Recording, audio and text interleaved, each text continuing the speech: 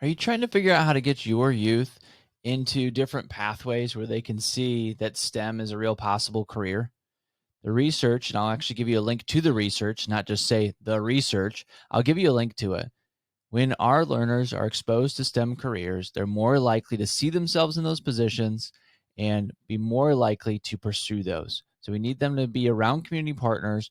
We need to get them exploring these careers so that they can see themselves in them. That's what our resources are around today. My name is Ryan Stoyer with Magnify Learning. Again, we're partnering with the Indiana After School Network to bring you a subsection of resources. You know that there is a plethora of resources out there. So how do you find the right ones that work for your program? Let's dive in. We've got 1 minute resources, 5 minutes, and 20 minutes. If you haven't failed yet, you haven't tried anything.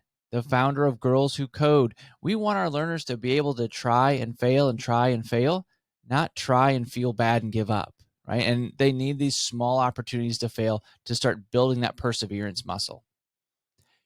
Some boots on the ground STEM activities.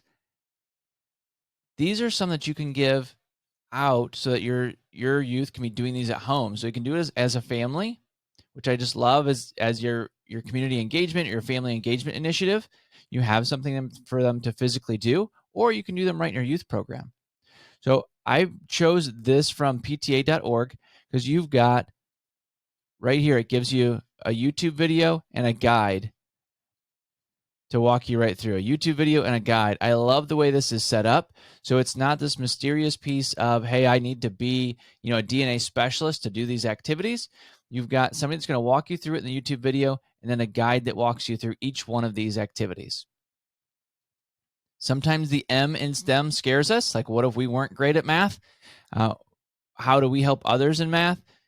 Here's a whole list, 30 math activities, and they're active, right? And you're going to need to find out which one hits your youth group or your youth age target because there's a variety here.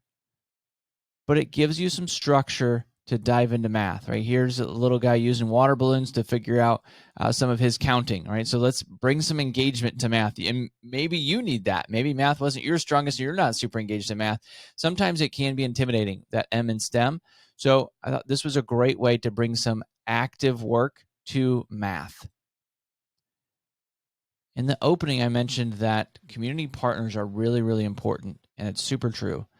So what we see is that when you bring in someone from a STEM field or anyone outside of your youth program, you bring them in and your youth start to wonder, why are they here?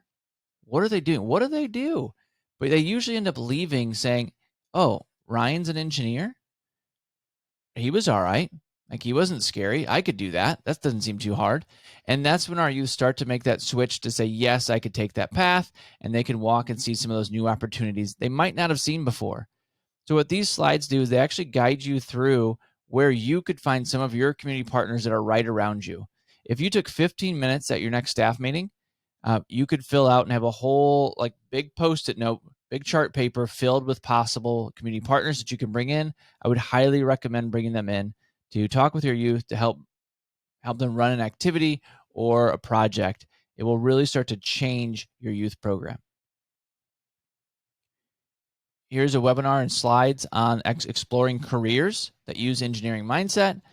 If you're looking for PD opportunities, this is the 20-minute section, so it's a little bit deeper to dive into, but this is where you can start to change your learning and your mindset so that you can bring that expertise to your youth program. Great opportunities here from STEM Next. They also have some really neat pieces. Let me go here first to the Million Girls Moonshot, which is really bringing about all of these resources. They've got the research right here connected to this work. And if you need it for writing a grant proposal or to form some of the ideas in your youth program, this is where you can start to pull out some of that research.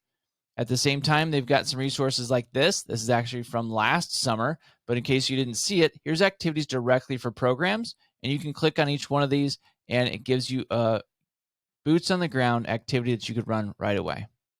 So hopefully these resources have been helpful for you to take you from average to awesome.